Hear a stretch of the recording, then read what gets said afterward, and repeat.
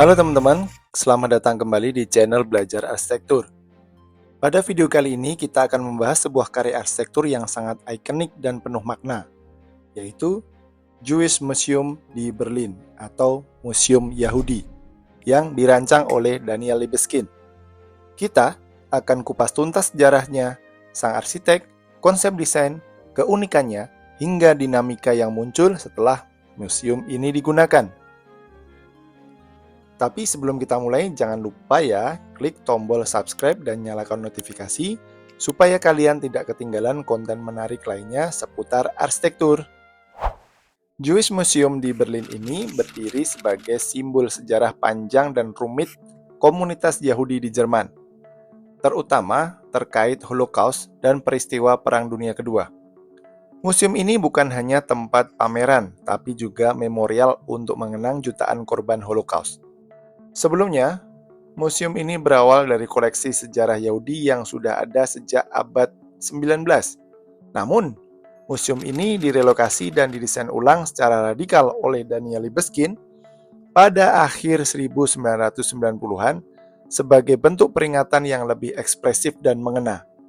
Pemilik museum ini adalah negara Jerman, dan lokasi tepatnya berada di distrik Kreuzberg, Berlin, bersebelahan dengan Gendarmenmarkt dan kawasan bersejarah Berlin.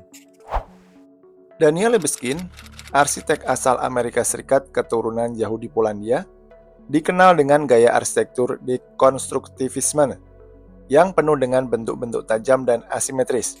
Libeskind memenangkan kompetisi desain museum ini pada tahun 1989, tepat pada saat Berlin masih terbagi oleh tembok Berlin.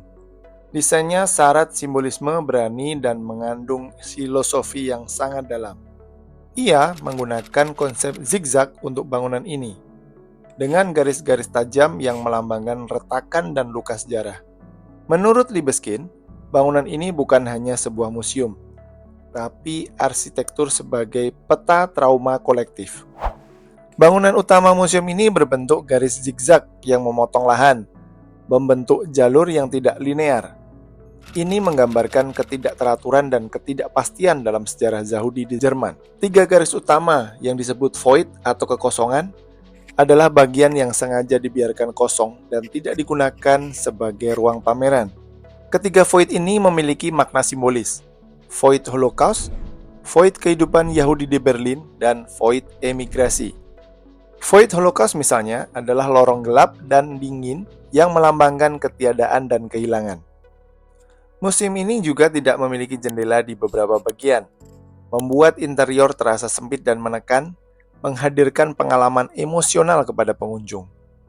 Salah satu ruang yang paling terkenal adalah Holocaust Tower, sebuah ruang tinggi tanpa jendela yang dingin dan sunyi untuk mengingat kesunyian dan kesendirian korban Holocaust. Museum ini dibangun di sebuah lahan strategis seluas 4.500 meter persegi di Berlin, yang dulunya adalah kawasan bersejarah. Pembangunan dimulai pada tahun 1992 dan selesai pada tahun 1999. Proyek ini menelan biaya sekitar 60 juta euro dan dibiayai oleh pemerintah Jerman. Salah satu tantangan utama pembangunan adalah kompleksitas bentuk bangunan yang tidak biasa dan struktur beton miring yang harus dipastikan kekokohannya. Struktur ini mengharuskan penggunaan teknik konstruksi canggih agar bentuk unik tersebut bisa berdiri kuat dan tahan lama. Setelah museum ini dibuka, ada beberapa kritik dan masalah yang muncul, terutama dari sudut pandang fungsionalitas ruang pameran. Beberapa pengunjung dan kurator mengeluhkan rute pameran yang rumit dan sulit karena desain zigzag yang tidak linear. Hal ini terkadang membuat pengunjung merasa kehilangan orientasi. Selain itu, desain interior yang terlalu abstrak dianggap membuat pesan sejarah menjadi kurang komunikatif bagi pengunjung awam.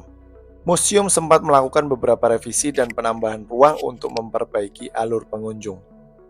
Meski begitu, Museum Yahudi Berlin atau Jewish Museum tetap menjadi salah satu landmark arsitektur paling penting di dunia dan situs pembelajaran sejarah yang sangat berpengaruh. Daniel Libeskind berhasil menciptakan ruang yang tidak hanya sebagai tempat menyimpan artefak, tetapi juga sebagai pengalaman emosional yang mengingatkan kita pada pentingnya mengenang sejarah dan memperjuangkan kemanusiaan. Museum ini juga rutin mengadakan pameran temporer dan program edukasi yang melibatkan masyarakat luas, menjadikannya sebagai pusat budaya yang hidup dan dinamis di Berlin. Jadi, Museum Yahudi Berlin atau Jewish Museum karya Daniel Libeskind adalah contoh sempurna bagaimana arsitektur bisa menjadi medium pengingat sejarah sekaligus karya seni yang ekspresif. Dengan bentuk yang berani dan penuh simbolisme, serta pengalaman ruang yang intens, museum ini menantang kita untuk memahami luka sejarah dan mengambil pelajaran penting. Terima kasih sudah menonton video ini sampai akhir ya teman-teman. Jika teman-teman suka, jangan lupa like, share, dan tulis komentar tentang karya arsitektur lain yang ingin kalian pelajari. Sampai jumpa di video berikutnya di channel Belajar Arsitektur. Salam arsitektur!